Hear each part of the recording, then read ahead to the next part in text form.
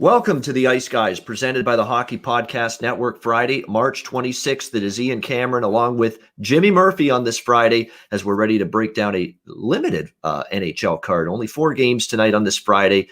So we'll take a second or two to actually look back on the Thursday action that we saw last night. Certainly a ton of interesting games. We saw the Colorado Avalanche in the showdown of the night erase a 1-0 deficit to the Vegas Golden Knights, end up winning 5-1. Just an impressive victory. And the second period, the Avalanche outshot the Golden Knights. I believe it was 16-5 in the second period. And these are the kind of periods that the Colorado Avalanche have been putting together routinely. You know, these periods where they're just controlling the game. They have the puck the entire time. They've got the play in the offensive zone. They're not giving up much, if anything, in their own zone.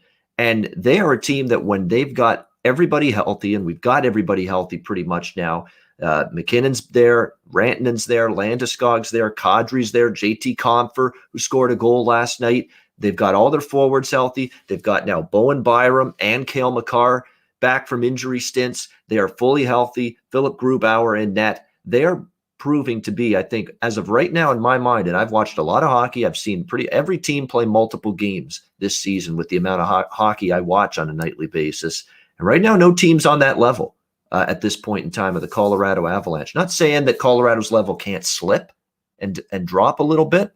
Not saying that other teams can't elevate their level of play down the road here in the season and into the playoffs. But right now, this is the Colorado team is looking like, to me, in terms of the eye test, the best team right now in the NHL. And we were talking before we started the show, Jimmy and I, Cale Makar with another highlight reel beauty goal last night against Colorado. And hilarious to hear in the post-game interview after the game, he's saying the forwards did a great job getting me the puck. And it's like, no, Cale, it's not supposed to work that way. It's supposed to be the other way around. The defense helps the forwards get the puck to start the offensive break the other way. But that tells you about his offensive upside. Like, he is a defenseman in name. He's not a defenseman, just a defenseman in terms of his play. He can jump into the play. He's got the finishing ability, the skill level, the talent, the ability of a forward as a defenseman. He's just a hell of a lot of fun to watch right now. The Colorado Avalanche as a team are a fun team to watch right now. An impressive win, 5-1 over the Vegas Golden Knights. And hey, they made Marc-Andre Fleury look human, and that's not an easy thing to do. Jimmy, what's your thoughts maybe on that game and anything else we saw last night in Thursday action? Well, I don't think I'm shy about my affinity for Cale Makar here and his alma mater and my alma mater here. By the way, go Minutemen tonight. And tough money line on them. Maybe we'll get to that a little later, but I still would ride the Minutemen on the Jimmy Puck line tonight as they try to advance to the second round. But, yeah, I mean, you know what? You bring up Fleury there, and it's interesting. You know, I was texting with Pierre Maguire during the game last night. And he made an interesting point. I think you've said this, I think, numerous times. Sooner or later, he's going to break down, and I think we're seeing him hit that wall right now. And that, you know, that's got to be a little worrisome. I know they got Leonard. I know that they can overcome it. No one's saying they can't, but they need to maybe pull him back a bit right now because he looks tired out there.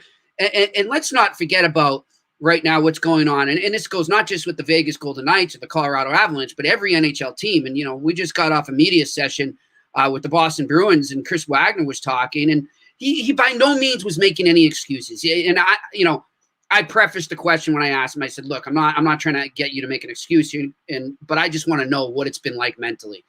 And he said, look, man, like, I've shut down social media because I just don't think it's good for me mentally right now, because the COVID stuff is enough of a mental handicap or obstacle right now. And I think that's, you know, you're seeing that with everybody, whether it's the crummiest team in the NHL and the Buffalo Sabres or one of the better Stanley Cup contenders in the Vegas Golden Knights. Everyone's going to hit that mental block. And I think Fleury is at that right now. So I think that's something to keep an eye on going forward. But, you know, I thought it was a great showing by the Avalanche. I'm with you. They are right now. I mean, they're the favorites, and, you know, they were coming in, and I think they're reestablishing that right now. As you said, they've got their reinforcements. They got Makar back. They're really looking good. And I'm really interested to see what Joe Sakic does at the deadline, because I don't know if you notice, and you follow all the trade rumors, right? I don't hear many Avalanche rumors. Usually when that's the case, that's the team you got to watch out for. And I wonder what he's got up his sleeve right now to kind of put them over the hump and really secure a long run in the cup there. On the flip side of teams not contending and teams just really, I mentioned the Buffalo Sabres there, but another team that just continues to be in a tailspin. And I don't let them use COVID as an excuse here. I think this is more a fundamental leadership issue going on in the Philadelphia Flyers locker room. And that's the Flyers. I mean, how do you lose like that after losing 9-0 to the Rangers last week? I mean, where's your pride? That's just pathetic. And yeah, I know, Samuel Morin went after Brendan Lemieux after the game, at the end of the game there. And I loved it because I don't think many people like Lemieux. So I like to see that. But still, where's the pride here? And that's something going on right now. And I'm going to come right out and say this is on Giroux and this is on Voracek. And they really need to step it up right now. They need to pull that team together. And, in the bigger picture of things, and I think I've said this before, is how's it looking right now that they fired Ron Hextall because he didn't want to rush Carter Hart into the NHL? I mean, how many more examples do we need of that this kid was not ready? And I'm scared for Flyers fans and for that organization right now because he was supposed to be the next Pelle Lindbergh, for crying out loud. He was supposed to finally be that solution between the pipes. Bernie Perrott part 2, yeah. Yeah, and where is he now, Ian, mentally? I mean, you got to wonder, is this kid could be scarred for life from this year. And it's not good. And you know what? I think the Flyers need to look in the mirror right now. I hear their GM talking about, we're going to be active and we're trying to improve. Screw that. Sell. And you know what else? You send Carter Hart, either let him take a mental break or send him down to the Phantoms right now and let him gather his thoughts on the ice there because he's just not with it. You are not going to win with where Carter Hart is mentally and performance-wise right now. And that's something to watch. And, I think going forward, if you're not already doing it, just fade the hell out of the over fade the hell out of the Flyers in every game and take the over in every game they play. And you're going to make a lot of money until they figure things out. Yeah, I did one of the two last night. My best bet on the show was Rangers Flyers over 6, and it got there with relative ease. And that's the reason I liked it so much, is because I think the Flyers defense, it's a combination of their defense, and their defense is bad right now as well. But there's no question about it. Carter Hart is fighting the puck, and he is petrified of every single shot that comes his way right now. And you know what I'm seeing from him? I'm seeing a guy that knows the fundamentals in terms of post-to-post movement, lateral movement, cutting down the angle, square to the shooter, staying above the blue paint, challenging the shooters, all of the stuff that goalie coaches teach goaltenders and stuff that we saw Carter Hart be able to play like. He played with all of those attributes last season. Mm-hmm. When you're struggling, when your confidence is shaken, and you don't trust the blue line and the players in front of you, and you're doubting your own ability, you're all of a sudden trying to change the game, change the script, and do things that are not the normal fundamentals. And you're seeing him, trying to flop around a little bit more. You're seeing him just trying to anticipate more and just not react to what's going on. Instead, he's trying to anticipate something that isn't there, and he's getting himself out of position. You're seeing that, and that's all a product of I've lost my confidence. I don't have a whole lot of confidence right now in the guys in front of me because I think this Flyers issue defensively is twofold. The goaltending's got to be better, period.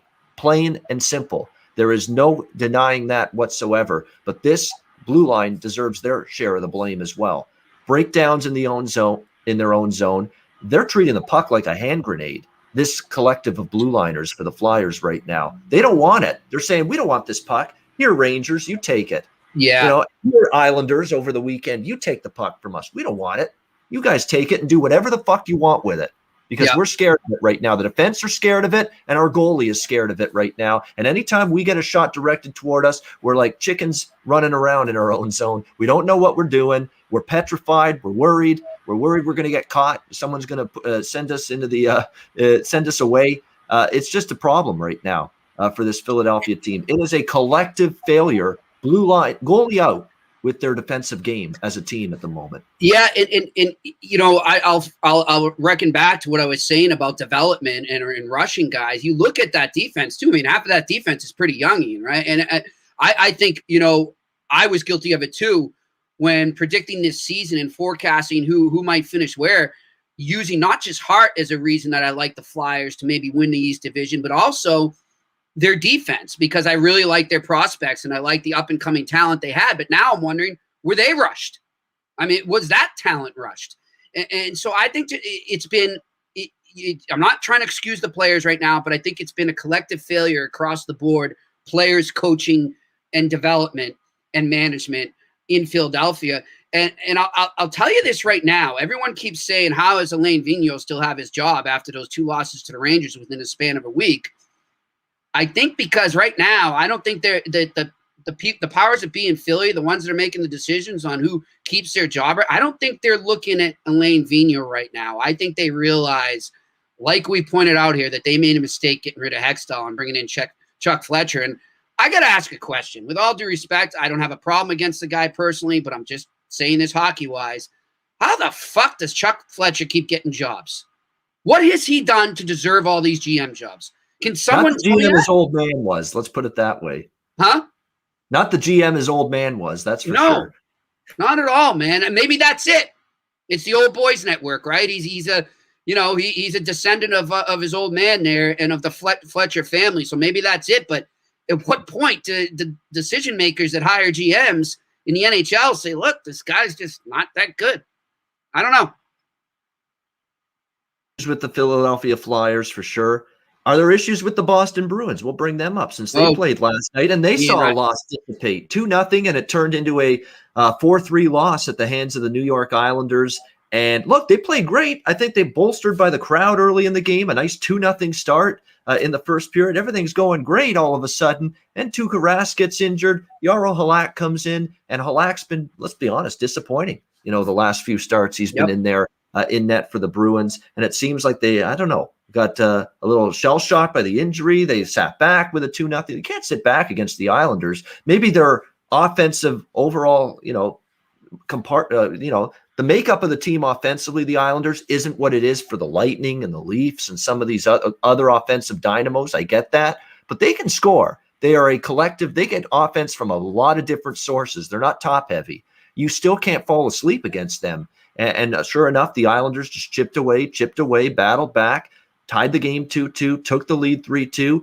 Bruins end up with the 3-3 tie. And then next thing you know, the Islanders get it in overtime, and the Bruins, a disappointing result.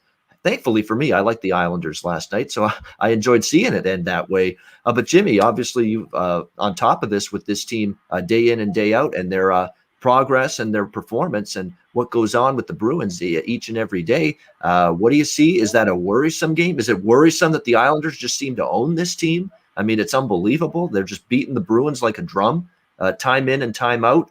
Tuukka now banged up. You got issues there. Where's the secondary offense come from? All of a sudden, Marchand and Bergeron and Pasternak have been quiet a little bit the last couple. What's going on here in Boston, Jimmy?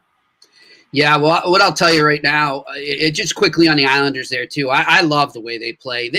They remind me, ironically, it's 10 years later, and they're actually doing a big special on it here locally on NESN, I believe Sunday night. But they remind me of the 2011 Boston Bruins that won the Stanley Cup. They didn't really have that those superstars. I mean, I'm not trying to detract from Patrice Bergeron or Brad Marchand, but remember at those times they were second line players at that time. Right? I mean, the top line was Krejci, Horton, and Lucic at that time. But they just remind me of them a lot. They wear you down. They kind of sit back. Like I think I've said it before about them, or maybe it was another team that just kind of like Rocky Balboa in Rocky 3. Come on, boom, boom. You ain't so bad. Come on, give me another shot. And they wear you down, and you think you got them, and then boom, they come at you, and they can drive the game, man. And remember they're doing this without Anders Lee now too. So this is a potent team by the Islanders here, and they're a Stanley Cup contender. I know for some reason, nobody around the NHL, fans, media, or anyone wants to admit it. They're just not that fashionable pick. They're not that en vogue pick. They're a Cup contender. Get it through your heads and ride the hell out of them down the stretch here, because they're going to run away with this East Division. I'm telling you right now, the Islanders will win the East Division. They will. And they're a team to reckon with right now. And as for the Bruins, I'll tell you the one thing, because I know we want to get to today's game here, so I'll make it quick. The one thing that worries me right now is twice in the last 2 weeks, once after that stinker to the New York Rangers, the 4-0 shutout they took, they just were completely flat on a Saturday afternoon a couple weeks back. And then last night, Bruce Cassidy calls out the leadership core, and he makes sure to let us know. He doesn't say them by name, but he very much indicates which leaders he is speaking of. He's not talking about, say a Charlie Coyle or guys like that. He said, guys that I have, leaders that I have praised for years here now are letting us down. They're not sticking it with it. They're not grinding it out. And who's he talking about? I mean, that's Patrice Bergeron. That's Brad Marchand. And of course, that's David Krejci, who, he got an assist last night, but has been absolutely invisible out there. So that's, when a coach does that, it tells me two things. It tells me, one, he thinks he's probably getting fired and now he doesn't give a shit what he says and he's going to go down swinging. Or it tells me, that there's something that needs to be changed there and he's sending a message to the GM and he thinks he has the ear of the GM that don't just go out and get me a Taylor Hall right now at the deadline. Don't get me a Kyle Palmieri. Shake this room up and trade one of my leaders. Send a message to the younger kids who need to be stepping it up and trade one of these guys.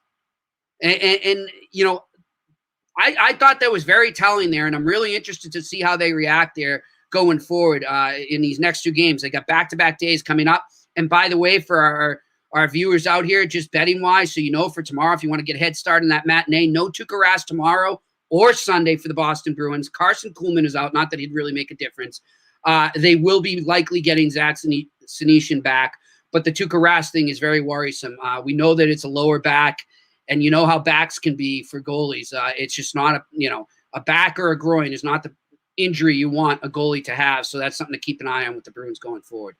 Especially at a guy that's played the amount of games, the amount of years, and at the age Tuukka's getting into right now. Like, look at Pekka Rinne in Nashville. He's been battling groins, battling back injuries for years, and he's just that's when the decline had really started for him. The injuries mounted, the mileage on the body, playing the amount of games, playing in the playoffs every year, being in your mid to late 30s. Here we go now with Tuukka Rask. And you're right, there's concern. And now Yaroslav Halak's got to take the net, and he's been sort of erratic as of late. Let's call it what it is, Ian. He sucked this year. That's it. Yeah. I'm not afraid to say that. And, people say, you don't have to face him in the locker room right now. I'd say it if I had to face him in 2 hours. And he knew it. He stinks right now. That's it. And if I'm the Bruins, you ride the kid right now. Put Dan Vladar back between the pipes. Why not? They played great. They got a win in his first start, remember, against Pittsburgh. Just recently. So there may be something to that, but Bruins again back in action against Buffalo. We're not saying bet Buffalo tomorrow, believe me, but be careful with Boston. You're not going to get value on Boston, though. That's the problem, right? That's the problem. Exactly right. We'll get to that game tomorrow. But Bruins definitely some issues, some struggles, as Jimmy alluded to. So keep an eye on them. Yeah, I mean, people in the chat talking about the Jack Edwards. Look, Jack Edwards is that's the way he is. I get it. But it's just hilarious. And I said this on Twitter. He's basically talking Clifton and Wahlstrom get into a little scrum. And he says, and now Clifton looking to take Wahlstrom's head off. For Jack Edwards, that's never the other team's player trying to take the head off a Bruin guy. It's always the Bruin player trying to take the head off of someone else. The Bruins cannot lose a one-on-one physical confrontation or physical battle in Jack Edwards' eyes. Apparently, they win every single one. Yeah. The Bruin guy will look to take the head off of Wahlstrom. Clifton will look to take the head off of Wahlstrom. But if let's say it's Cizikas and Coyle, he'll say the same thing. Oh, Coyle looking to take the head off of Cizikas. Well, hold on now. Cizikas can hold his own. Maybe it's Cizikas taking the head off of Coyle, Jack. Maybe that's what's going on here. Just hilarious, Jack. Yeah. The Bruins can't lose the physical battles for Jack. I almost saw Jack Edwards fight Dale Talon in the TD Garden press box once. Because you remember last week, I mean, it was everywhere on Twitter what he said about the Buffalo Sabres when the Bruins won that 4-1 game. He called them a dumpster fire and went off and said, oh, poor Darlene is being held hostage in Buffalo. He said similar stuff about the Florida Panthers once. I think it was 2 years back. And Dale Talon goes up to the nest.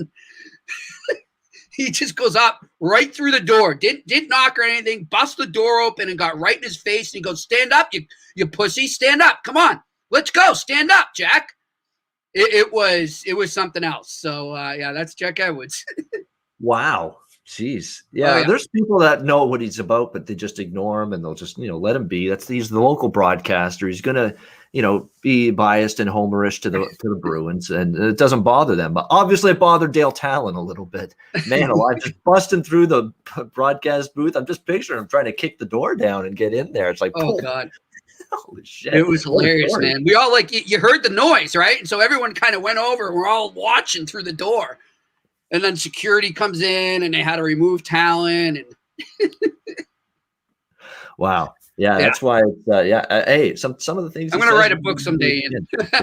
Yeah. Oh, Jimmy Murphy's book, I would be the first in line to buy it. I know you got stories galore. When you've been covering the game and covering the Bruins particularly as long as you have, you come up with a few dandies when it comes to story time with Jimmy Murphy. I am sure of that. Oh, and by the way, not to interrupt you, but speaking of, I just came to my mind and shout out to Alex and you for that, that betcast the other night. It was brilliant. I wish you were doing one during that Islanders game last night because, man, you could have got some great value on the Islanders as they mounted that comeback. But the merch store, great reviews, and I've already had 2 Bruins ask me for hats. Chris Wagner and Kevin Miller have requested Ice Guys hats. So there you go. Wow, there we go. We've got we got to make it around the league now. We got to get some players involved with some merch when it comes to the Ice Guys. But yeah, we're going to get ours. We're going to get ours. Ian, Jimmy, and I we're going to get ours. We want the viewers and the listeners to get the first dibs on it, but we're going to get ours as well. We'll be wearing it as soon as I get any kind of shirt or something. I'm wearing it, no doubt about it. Not every day, but I'll definitely wear it a lot. Bringing the Ice Guys merch. But Alex did a great job putting that together. And yeah, Jimmy, thanks. The best betcast was out excellent Wednesday. It would be better. It'll be better next time because you'll be on it with us as well. And we're definitely looking forward to that. So let's get into Friday's card. We got 4 games on tap. Let's start with the New Jersey Devils taking on the Washington Capitals. We've got Washington minus 225 here, home favorites, total 6, shaded to the over.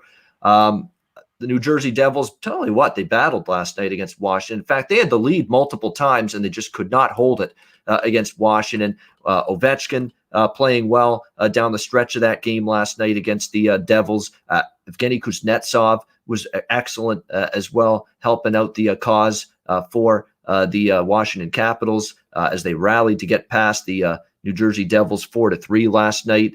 Ovechkin and Kuznetsov combining for 3 of the 4 goals, 8-1 in the last 9 games for the Washington Capitals. It's not an easy team to go against right now. There's no question about that, but a real solid effort from them last night in the victory over New Jersey. Vitek Vanacek continues to perform relatively well in between the pipes for the Capitals. You would think back-to-back, though, back to Samsonov tonight in goal on the back-to-back. It was Blackwood last night for New Jersey. It should be probably Scott Wedgwood tonight on the second night of back-to-back games for the Devils. He's actually had the better numbers in the shorter term than Mackenzie Blackwood, believe it or not. They have gotten some good goaltending from Scott Wedgwood. This is a pretty high price, and the fact that Miles Wood said after the game, we should have won that game.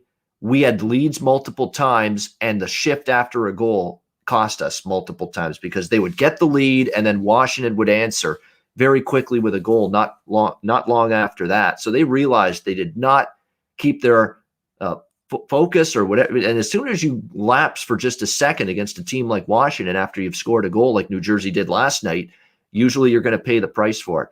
I took a shot with New Jersey last night at the underdog price. It fell short. I'm leaning toward maybe a small bet on them again. I mean, this is an astronomical price for New Jersey, for Washington to be laying here. I know they've won 8 of 9. It's tough to go against them, but New Jersey's really battled this team tough this season. And again, a 1-goal loss to them last night. They took them to overtime earlier this season. Maybe you look at the draw to be a little bit safer in case this game goes to overtime, but I'd lean a little to New Jersey. You can get as much as plus 190 or plus 195 on the Devils here. I think it's a tight game, competitive game. Wedgwood's been solid in net.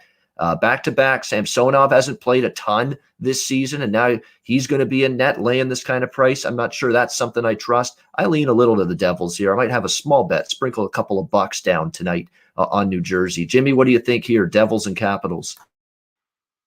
Yeah, you know what? The Devils are starting to become like Ottawa to me. They're good. They seem to want to be in every game. Credit to them. A lot of pride they're playing with there, and they are. They're matching up sometimes. They're hanging in there with. They blow leads, yeah, but they're hanging in there. They're causing fits for some of these much better teams. So once in a while, you're gonna get these upsets with them, and I'm with you. I like that as well. I'm gonna take the Devils on the money line tonight to bounce back with a win in Washington. Yeah, the Capitals are 5-0 against the Devils, but 4 of the wins by 1 goal. I mean, these have been competitive games. These have been games where the Devils have had the chance to win each and every time. They're playing better hockey. There's 4-2 in their last 6 games. The Devils over their last 6. Miles Wood and Jesper Bratt have stepped up lately offensively in the absence still of Nico Hischier, who they're not going to be full strength offensively till they get him back, but Sharon Govich has potted some goals. Kyle Palmieri's been solid. Jack Hughes as well. I think they can hang in there. And like I say, I just think it's the fact that New Jersey in this spot is laying an even bigger number than they were last night. When I think the fact that New Jersey has got Wedgwood in net, who's actually been a little bit better than Blackwood lately, I do think that looking toward New Jersey here is definitely the value side. The value side doesn't always cash, and I know Washington is on a roll. Washington could win this division, although Jimmy's point about the Islanders, when you match these two teams up defensively, I still give the Islanders an edge over the Capitals. That's why I still favor the Islanders in this division. I'd say goaltending too, Ian. Goaltending too. Yeah. Varlamov's been great. And look, Vanacek's been solid, but I could see him running out of steam in the second half. He hasn't played this many games. Samsonov has had a start and stop kind of season. So Jimmy likes New Jersey, and I'd lean that way as well. Anaheim, St. Louis, the Blues, minus 200. Home favorites here, 5.5 the total. This opened minus 240 on St. Louis. It's actually come down a bit to minus 200. So there's been some Anaheim money, and I would lean to this is another big dog where I don't think it's crazy to take a chance on Anaheim. I mean, they battled Minnesota tough in those back-to-back games. They were right in both of them, 1-goal defeats both times. I was impressed with the effort from this Ducks team. I've been impressed with the fact that they've been a team that's had a little bit more offensive abilities in them as of late. I worry about Ryan Miller, who of course continues to be in net for this team with John Gibson remaining on the IR. But this is definitely an Anaheim team that's been competing, as of late. Maxime Comtois has been good offensively for the Ducks in recent games. Trevor Zegras is starting to percolate a bit more. It looks like Danton Heinen now going to be back off the COVID list. Max Jones, Getzlaff, and Heinen looks like they're going to play on a line together tonight. But defensively, they're not as good as of late, Anaheim. We mentioned John Gibson's injury. Ryan Miller's inconsistent. He can have a decent game, and then he can get lit up. That's what you're going to get with Ryan Miller. His numbers aren't that great. And his advanced numbers, the goals saved above average for Ryan Miller, aren't really that spectacular either. Hampus Lindholm is a big absence for Anaheim on the blue line. That's also you can point back to his injury, several weeks ago as to when Anaheim started to give up more goals. Mm-hmm. St. Louis, on the other hand, there's issues. You better believe that I have no interest, none, zero, laying minus 200 with St. Louis in this game. This is a team that's got a ton of injuries. This is a team that's not playing anywhere close to the level of defense and goaltending they played last year, or certainly when they won the Cup. Binnington's kind of struggled, and Binnington played last night. So that's probably Ville Husso time in net tonight for St. Louis. And he's got 3.46 goals against average, 884 save percentage. Not good at all for Ville Husso. Again, without Parayko and Gunnarsson on the blue line, this defense has really dropped off in terms of their ability to keep the puck out of their own net. They've still got Bozak day-to-day, Barbashev on IR, Oscar Sundqvist juices, as I like to call him, on the injured list for the St. Louis Blues. So they're banged up a little up front, but the two key defensemen being out, Parayko and Gunnarsson, that's why St. Louis, I think, is struggling. Like, they are 20th in the NHL in high danger chances allowed. That is not St. Louis Blues type defense that we're seeing from them right now. I think the total is pretty cheap, to be honest with you. I mean, Anaheim, I think, can find the back of the net. I think St. Louis can as well. You've got Ryan Miller and Ville Husso, your projected goaltending matchup. Those aren't shut down, locked down brick wall goaltenders right now. Neither are these two blue lines at the moment, locking and shutting down teams. So I like the over here. I think it's pretty solid play, over 5.5 around even money, minus 110 with Anaheim and St. Louis. Jimmy, what's your thoughts on this one? Yeah, I'm kind of with you. I mean, I definitely could see Anaheim sneaking up on them right now, and there is absolutely no value in St. Louis. And you made very valid points. I wouldn't touch that with the way St. Louis has played lately with that defense. So I'm going to definitely put a play on the over here. Considering that defense for St. Louis and the way Anaheim's playing right now. And I also am going to put another play on this game too. I don't know if Anaheim wins the game, but like I said, they could sneak up on them. Might be the type of game where they come out and outplay them early on, and then maybe the Blues get their act together as they go on. So give me them on the first period money line as well. Give me the Anaheim Ducks. All right, liking the over 5.5 and a first period money line as well for Anaheim in this game, which you can get at a pretty solid price here. I'm looking at plus 165. Yep, plus 165, plus 170 is what we're looking at with Anaheim first period. San Jose, Arizona. We've got the Coyotes -1. It's even money both sides, -110. Arizona opened the home favorite, but we've seen some San Jose money to push it to even money. San Jose is even a slight road favorite now in some books at -115. So make sure you shop around. We're seeing some variance with the money line price in this game. The total 5.5 shaded to the over in this one. Look, San Jose, for a team that I didn't like coming into the season, I'm still suspect, leery when it comes to them a little bit, but they're playing better hockey the last few games. I will give them credit where credit's due. The San Jose Sharks swept LA. Martin Jones played great. Maybe Martin Jones loves playing his former team because he does seem to play well against the Kings. Other teams other than the LA Kings, not as much. But you're right. And Alex B. Smith said it earlier this week when we broke down one of those San Jose LA games that Martin Jones does have a very good record, very good goals against and save percentage head to head against his former team, the LA Kings. And boy, he showed it this week with his two performances against LA. 42 saves in the 4-2 victory the other night for the San Jose Sharks against LA. So he's played better. Arizona coming off their own confidence, building win against the Colorado Avalanche, 5-4 in a shootout. Aiden Hill was spectacular, particularly in the third period and overtime. And it's his net for the foreseeable future for Rick Tockett's team. Darcy Kemper not coming back anytime soon. Antti Ranta is also on the injured list for the Coyotes. So it's Aiden Hill for the foreseeable future. But Aiden Hill's a guy that's got decent numbers, not eye-popping, outstanding numbers at the NHL level. Now, he's coming off an outstanding game, especially the third period and overtime, the way he played against Colorado. But I don't know if he can sustain that long-term moving forward. And let's also keep in mind here with Arizona, they really, really won that game more because Jonas Johansson basically made that Buffalo media guy, John Vogel, look like a genius, saying he's one of the worst goalies he's ever seen in practice and in a game when he was covering the Sabres and seeing Jonas Johansson. We were wondering, could this guy with a change of scenery maybe get his game together with a better team around him and a better defense? It's only one game, so you just can't write it off completely, but it was not a good first impression for Jonas Johansson in his first start with the Colorado Avalanche in that 5-4 loss to the Arizona Coyotes. I mean, the first goal of the game, Jimmy, it was like the first 2 minutes. It was a long floating flutter ball shot from the point.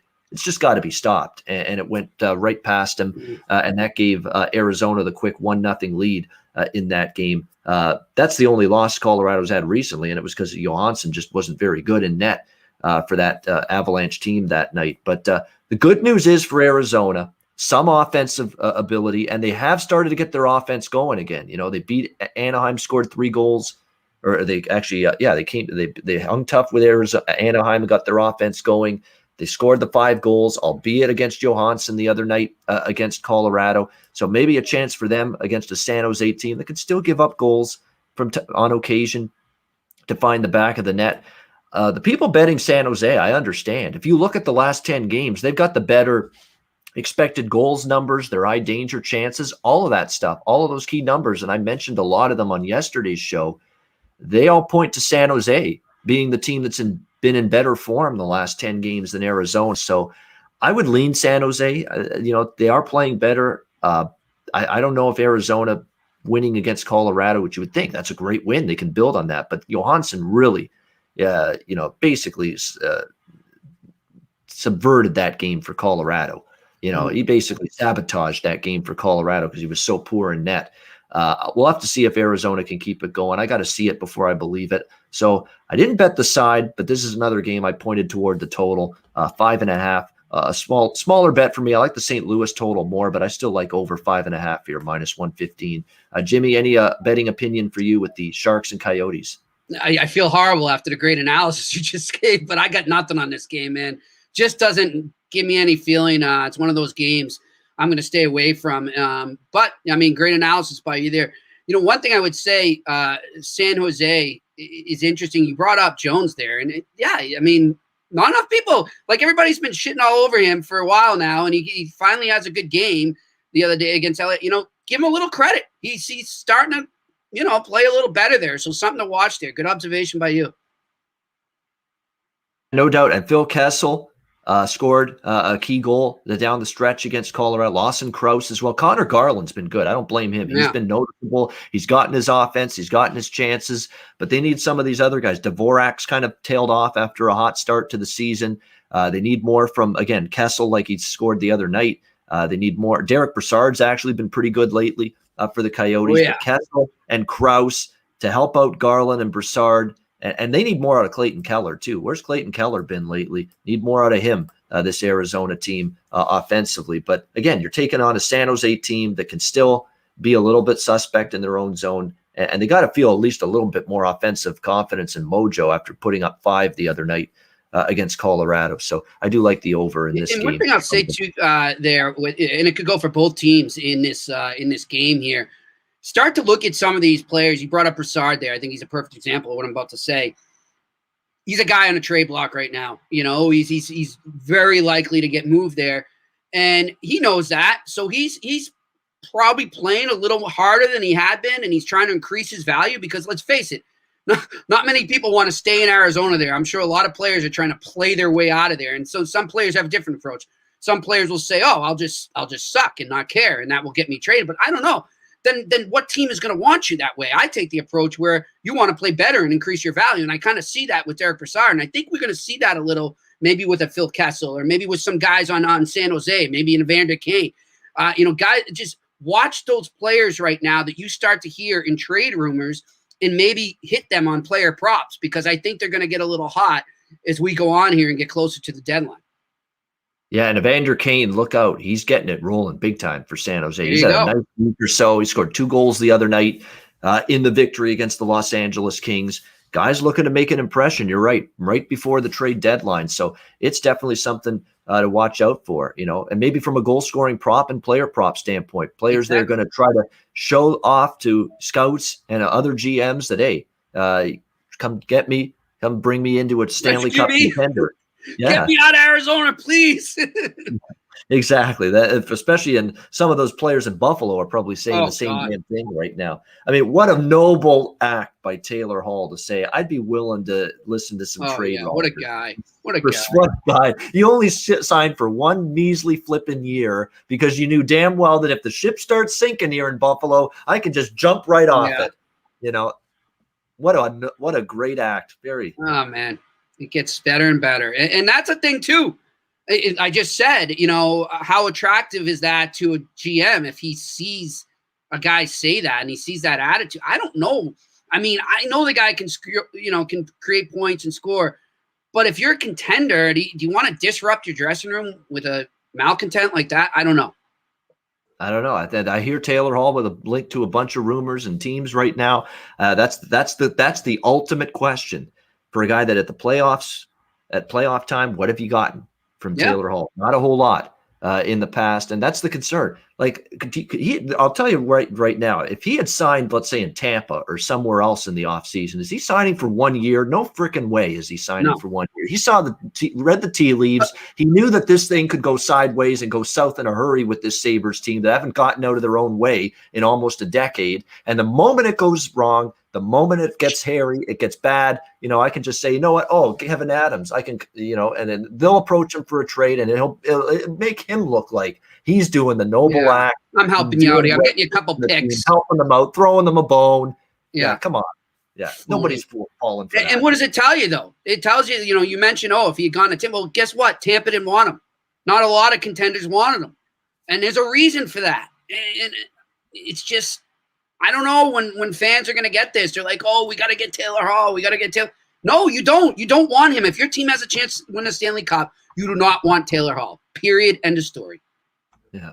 It's just hilarious. I was reading that this morning that Taylor Hall was said that he would consider a trade from if Kevin Adams approached him with one. Enough with this genuine bullshit. Come on. I mean, nobody's falling for that at this point. Winnipeg and Calgary, final game on this card. We've got Calgary minus 125, home favorites, total 5.5, 6 here. Look, maybe it's a circle the wagon spot for Calgary. Sometimes you see this in the NFL. You get a team, off a little bit of a 2-game road trip. They come home, they get well, they get right, and they play better. Maybe that's the case for Calgary. But boy, the evidence I saw in the 2 games against Ottawa were not a team of a team that I'm looking to lay a price with against the surging Winnipeg Jets right now. That is for sure. That's basically an Ottawa Senators team that, with all due respect to them, they compete, they battle. They don't go away. They keep on coming. They showed that against Toronto last night. I know they lost in overtime, but they gave the Leafs everything they could handle last night. But that's still a team that is below you in the standings. It's the last place team in the North Division, and you lose twice to them. And in the second game, which was the Wednesday afternoon game, it's the third period. You're up 1-0. That's a game you've got to see through to the finish, close the deal, and get the 2 points. What happens? The third period begins with Ottawa outshooting Calgary 11-2. 11-2 for a Calgary team trying to close out the game, getting a desperately needed win. And sure enough, they got exactly what they deserved because they got outplayed, they got outworked, they got, by Ottawa start to finish in the third period. They lose a 1-0 lead and they lose the game 3-1. They got what they deserved. They were outplayed. Where was the desperation for this team? It makes me think there's some issues. There's some internal issues. We've talked about Giordano. He's a great guy. He's got to show some fucking fire right now in his belly. I can't take it anymore. I'm seeing him just in the press conference say, it's just we had some opportunity and just this, nonchalant attitude. He's got to crack some skulls in that dressing room, man. You're the captain. This is a team that on paper should be better than this. It's time to get a little angry. I want to see a little piss and vinegar in you, Mark Giordano. Enough.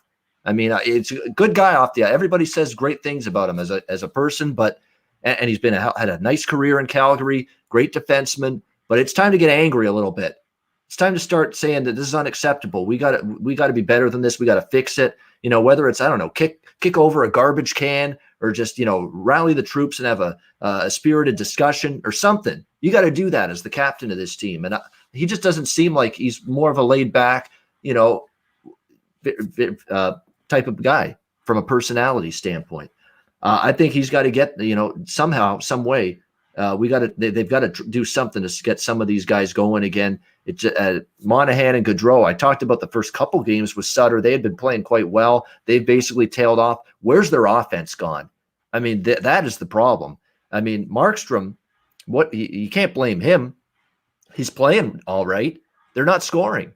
It's the entire lineup has gone ice cold offensively. The power play's terrible. It's on an 0-for-7 slide. They barely get set up in the offensive zone. And they're barely able to move the puck around lately in some of these games when they have the power play. It is a mess offensively. And it's almost like with Sutter there now, they're trying to just focus so much on playing defense that it's really come at the expense of their offensive game and their creativity and getting any sort of flow and rhythm going in terms of their forecheck and just making passing plays. All of this, their offense is completely out of sync, completely discombobulated, and they've been shut down. Like you're barely getting 1-2 goals a game now from this Calgary team. Good luck with that against Winnipeg. I know Winnipeg's defense is still, a group that I think Kevin Cheveldayoff has to upgrade, at the trade deadline. But again, you have Connor Hellebuck back there who can make up for a lot of blemishes that a blue line has. He's playing outstanding right now.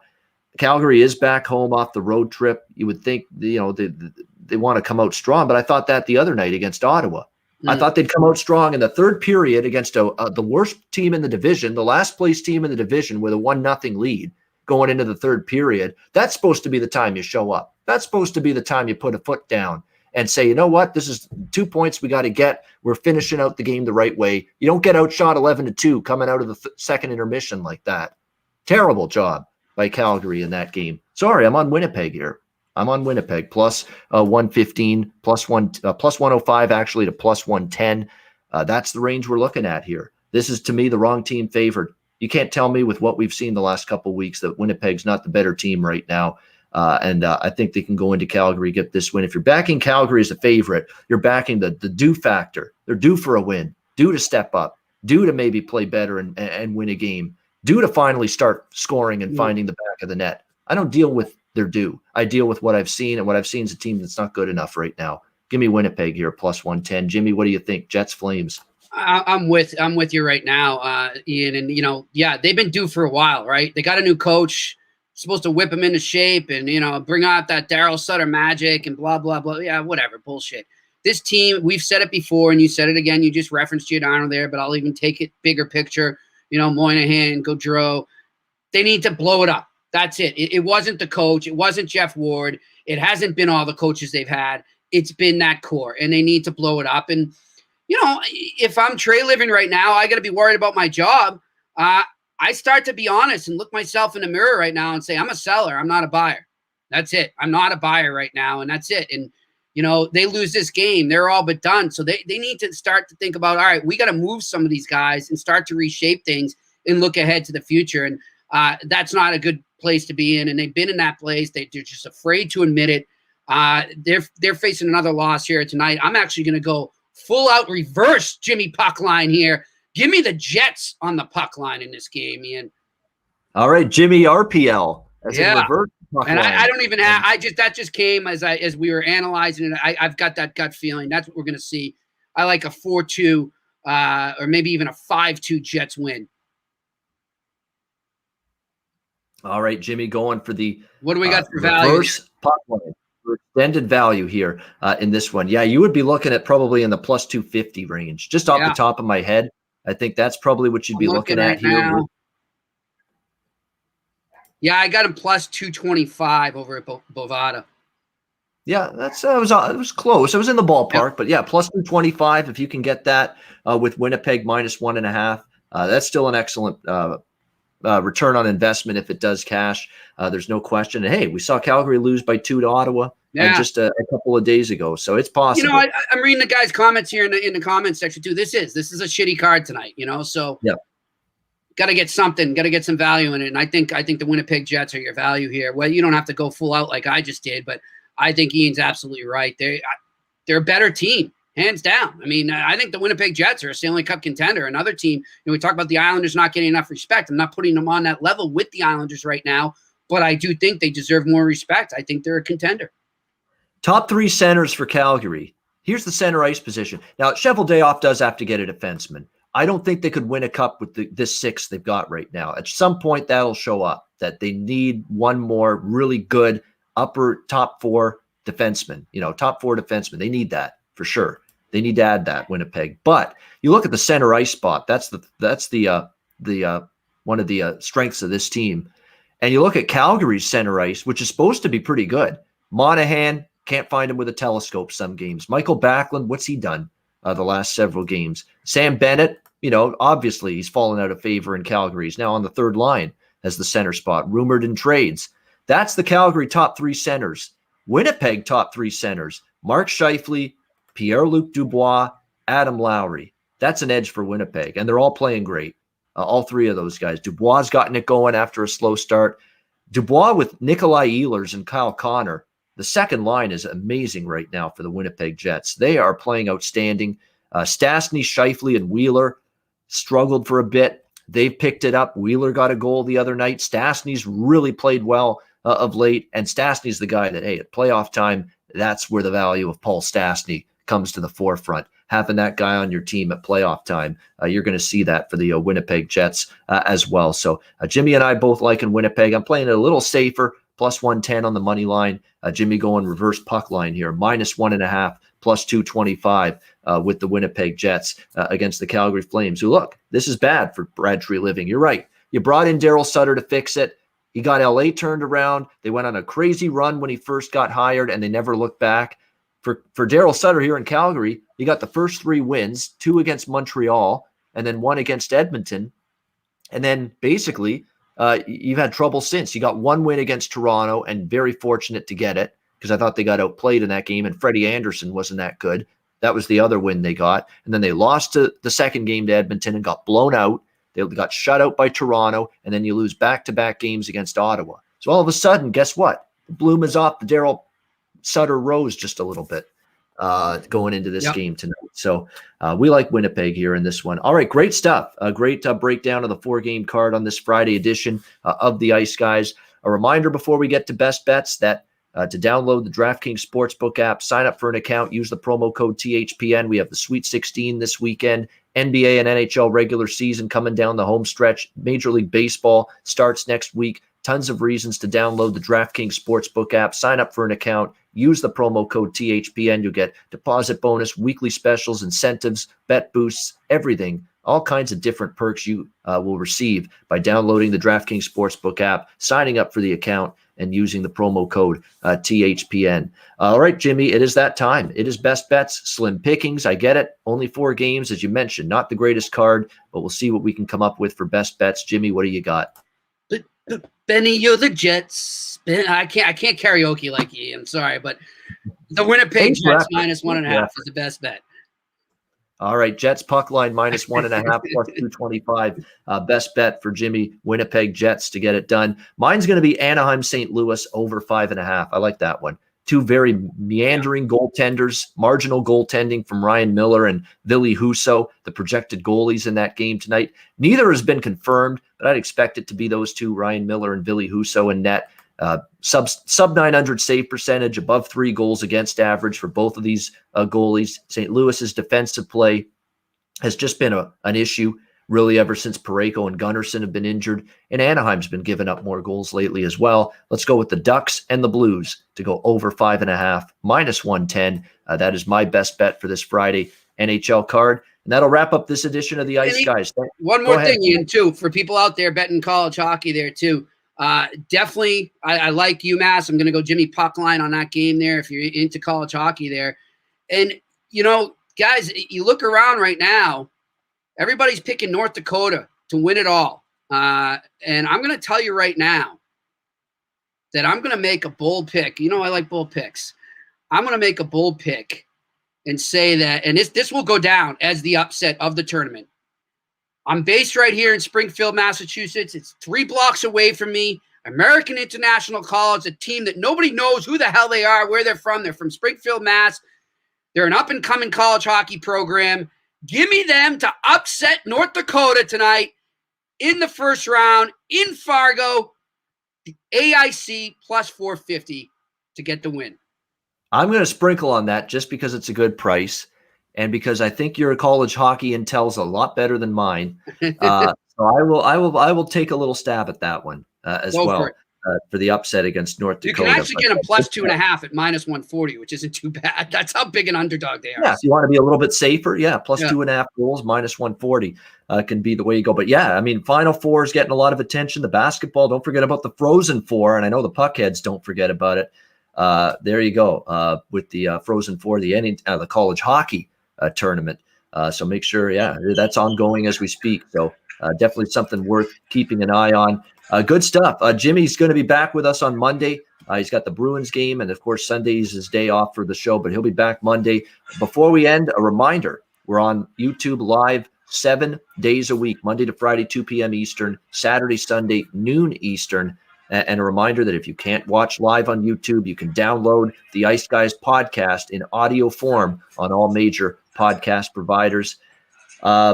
Someone asking to touch on the 2 early games tomorrow. I got to save it for tomorrow, or else you're not going to tune in tomorrow. Like, we're on at noon. We're on before both games start. So I'll give you. Right. I'll tell you what. You know what my best bet was last night on the show? Philly Rangers over. That's one of the early games tomorrow.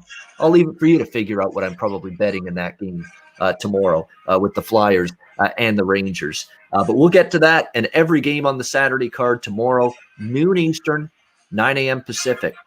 There it is. For another edition. Hear it, Ian. Go UMass. There it is, as Jimmy plays his UMass fight song. Fight song, that is. Fight song on the way out here. But great stuff, great show. Thanks to everyone for tuning in. For Jimmy Murphy, I'm Ian Cameron. Have a great Friday night. Enjoy the games and good luck. We'll talk to you again tomorrow on Saturday, noon Eastern, for another edition of the Ice Guys presented by the Hockey Podcast Network.